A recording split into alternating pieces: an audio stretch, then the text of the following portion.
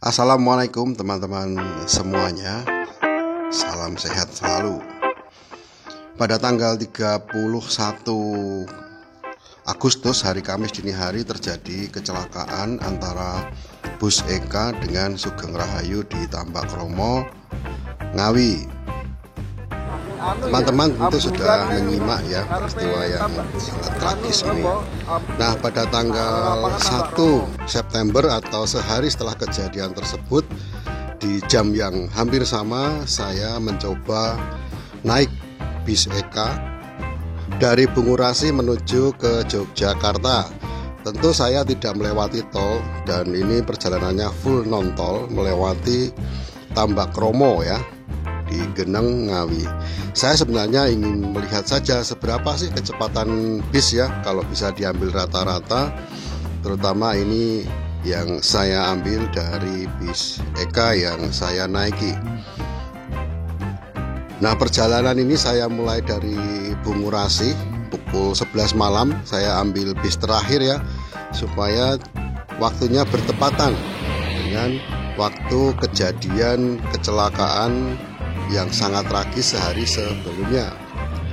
Pukul 11 saya masuk di terminal Bungurasi lewat pintu keluar dan kita ketemu bis ini ya, bis Eka ya, eksekutif tetapi non-tol. Bis ini begitu keluar dari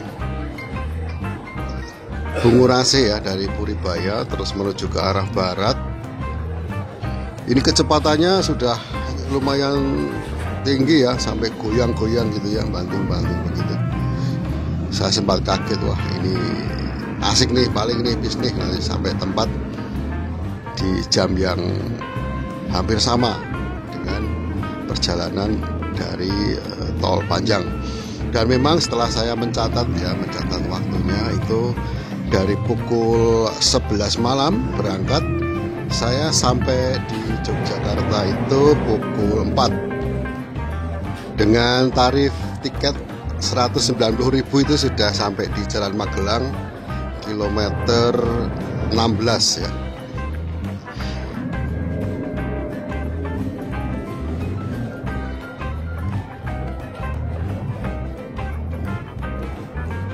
Nah, ini teman-teman ya, goyangannya cukup tajam ya karena menghindari kendaraan yang disalip di depannya.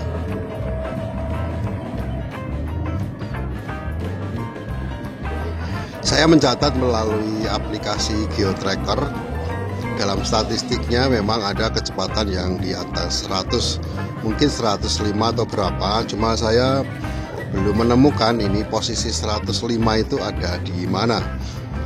Bis ini sebenarnya dilengkapi dengan limiter. Jadi limiter itu akan bunyi ya, alarmnya akan bunyi ketika dia mencapai kecepatan 92 km per jam hingga 93 km per jam. Makanya jika dibecek terus sampai 105 ya tetap bunyi terus gitu ya. Jadi tinggal kita cuek saja dengan suara-suara yang ada dari alarm tersebut.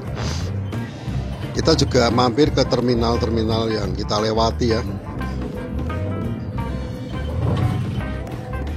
Tapi karena ini sudah hampir pagi, jadi tidak ada penumpang yang naik teman-teman ya. Dan kebetulan saya duduk di bangku belakang karena saya mencari bangku yang kosong, 2 bangku yang kosong yang coba saya tempati sendiri.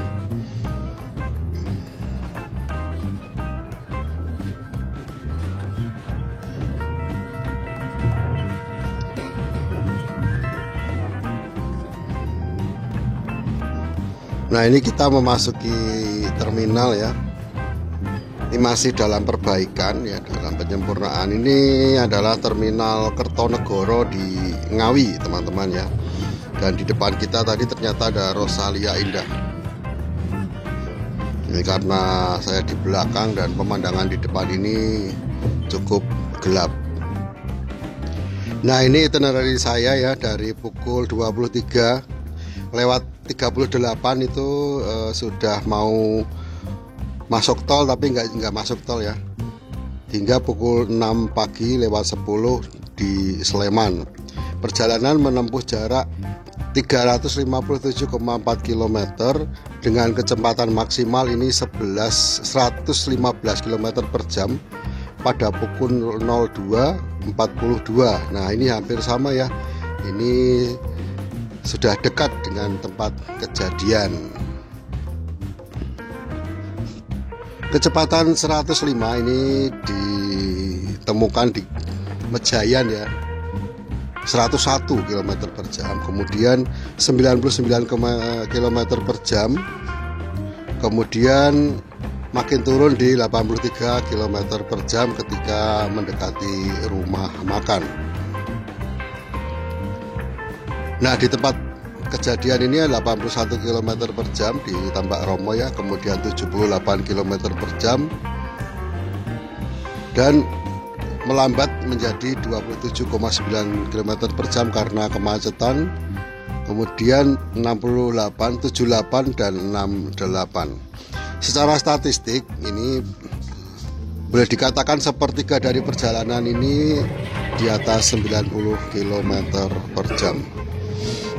Memasuki rumah makan Duta Ngawi ya, lampu dihidupkan, lampu bus dihidupkan, dan kita semua turun di rumah makan. Untuk rumah makan yang ada di Ngawi atau rumah makan Duta yang Nontol ini, saya dulu juga pernah ya dari arah Jawa Tengah naik bus Eka. Memang di sini adanya bus Eka ya di jam-jam pagi seperti ini. Dan menu favorit saya di rumah makan ini adalah nasi rawon.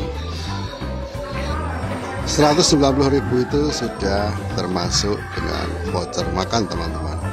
Rawon di sini cukup enak ya di kelas rumah makan rest area perjalanan. Ada rasanya lah ya dengan tempat-tempat yang lain.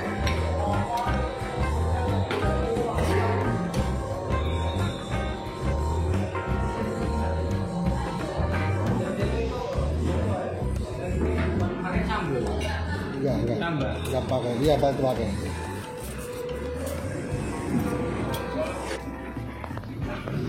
Perjalanan kita lanjutkan ke arah barat. Ternyata orang-orang di sini nih rajin sekali bekerja ya. Baru jam 2:30 sudah pada keluar menuju ke pasar.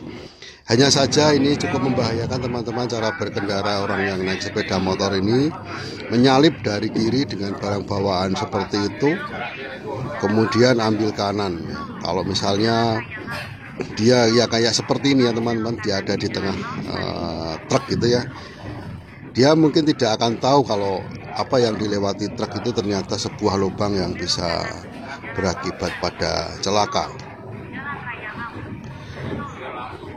Seperti prinsip saya juga ya Pak sopir ini ya, daripada kita bingung-bingung atau khawatir dengan keadaan orang misalnya ya jatuh di depan kita, lebih baik ya sudah kita salip saja lah. Dia perkara ya mau gimana-gimana kan sudah tidak terkait dengan kita, dan kita sudah ada di depan. Memang agak lama untuk bisa menyalip kendaraan yang di depan ini ya, dikarenakan jalur sempit. Sama seperti jalur yang ada di Ngawi yang di Tambak Romo Geneng itu jalurnya segini juga teman-teman ya, sangat tipis gitu ya. Jadi untuk nyalip itu sangat terbatas. Nah kalau ada orang nyebrang sedikit dibanting ke kanan itu pasti crash lah ya, kalau ada kendaraan dari arah berlawanan. Cukup sepi kan teman-teman ya, ini cukup sepi, dan kita kanan terus ini sama Pak sopir langsung digas. 62 km, 64 km, 66, 67, 69, 70. Nah ini naik terus kan kecepatannya. Nah tuh lihat, ini di jalan sempit teman-teman. Ini juga mengejar waktu ya supaya tidak telat sampai di Yogyakarta. Nah pada kecepatan di angka 92 dan 93 ini pasti alarm limiternya berbunyi.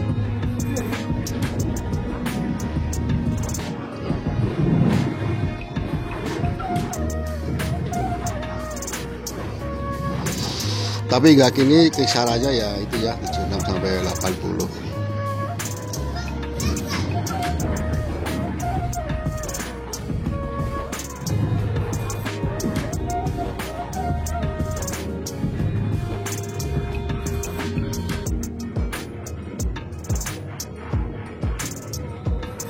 Selain tentang kecepatan, saya juga berbincang-bincang dengan Pak Kondektur dan Pak Sopir, terutama mengenai kejadian kecelakaan di hari yang lalu itu ya teman-teman ya. Walaupun pada saat saya lewat ini semuanya sudah bersih, sudah dievakuasi.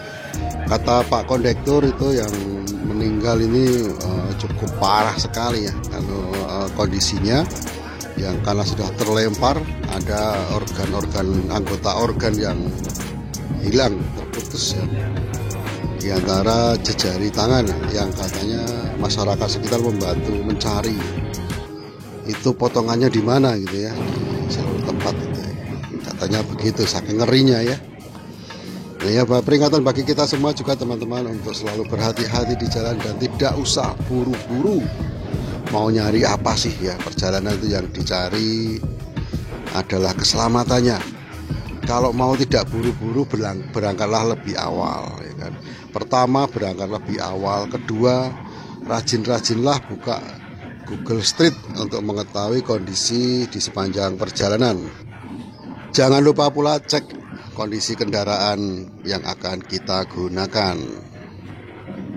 Ini khas sekali jalur selatan teman-teman ya. Jalannya sempit karena ini masuk di hutan. Walaupun ini jalur tengah ya, jalur Ngawi gitu. Tapi rasa-rasanya kok, perasaan saya itu situasi dan kondisinya hampir sama. Dan ini setiap ada kesempatan selalu nyalip ya, walaupun di depan ini cukup rapat. Tapi karena depan sana nggak kelihatan ada kendaraan, ya sudah kita sikat saja semuanya ya.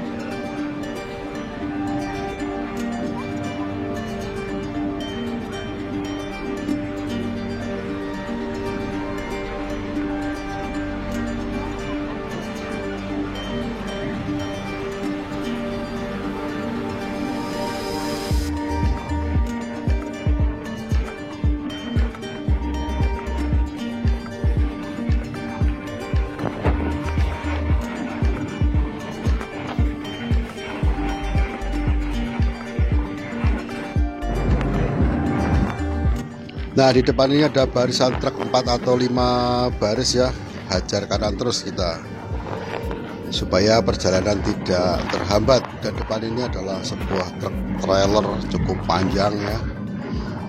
Dengan santai saja Pak sopir nyalip, masih kurang nyalip lagi, tambah lagi satu, tapi tidak bisa karena di depan ada kendaraan.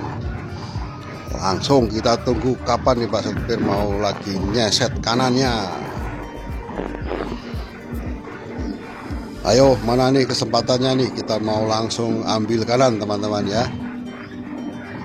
Nah ini tikungan, hajar saja sama Pak sopir ini.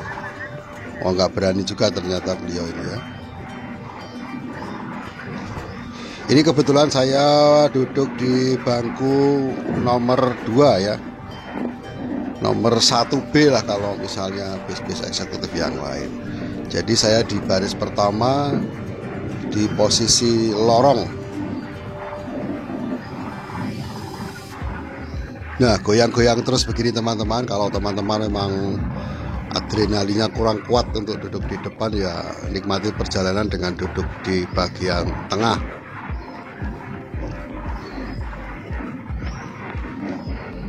Bis ini juga dilengkapi dengan toilet dan tempat merokok, tapi saya tidak menggunakan toilet apalagi tempat rokoknya, karena saya berada pada kondisi bis berpenumpang penuh.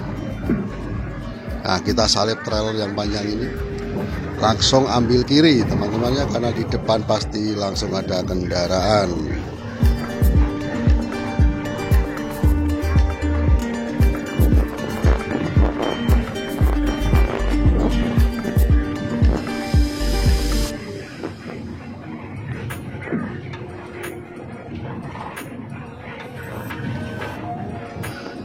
Nah kita agak kenceng sedikit saja karena ini sudah masuk di daerah permukiman dengan jalan yang sedikit lebih lebar karena adanya bahu jalan.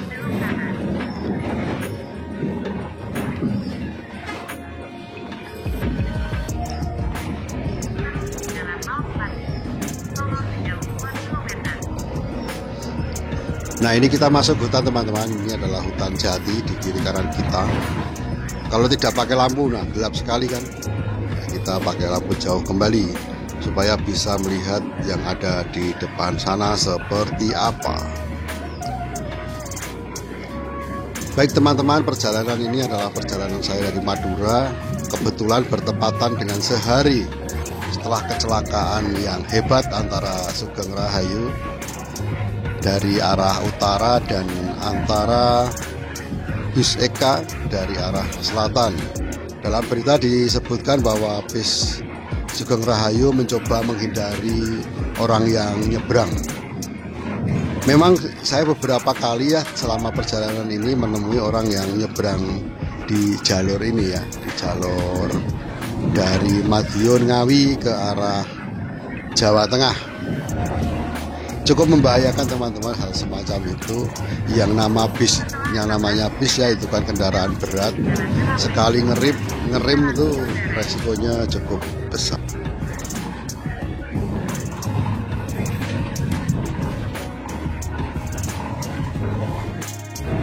Coba teman-teman perhatikan itu di speed limiter ya, 83, 89. Coba pas angka 92 sampai 93 gimana? Nah itu, pada angka segitu itu ada bunyi dari alarm limiter ya. Saya tanya ke Pak sopir, memang ini harus ya Pak ya? Katanya harus ada limiter. Bukan juga buat perusahaan ya speed limiter seperti itu, tetapi juga buat kru. Kenapa buat kru? Karena untuk kekurangan bensin, kekurangan solar selama perjalanan itu adalah jadi tanggung jawab kru. Tidak ada lagi konsep solar cor, sekarang semua adanya solar jatah. Terima kasih sudah menyimak teman-teman semuanya. Kita jumpa lagi kapan-kapan. Salam.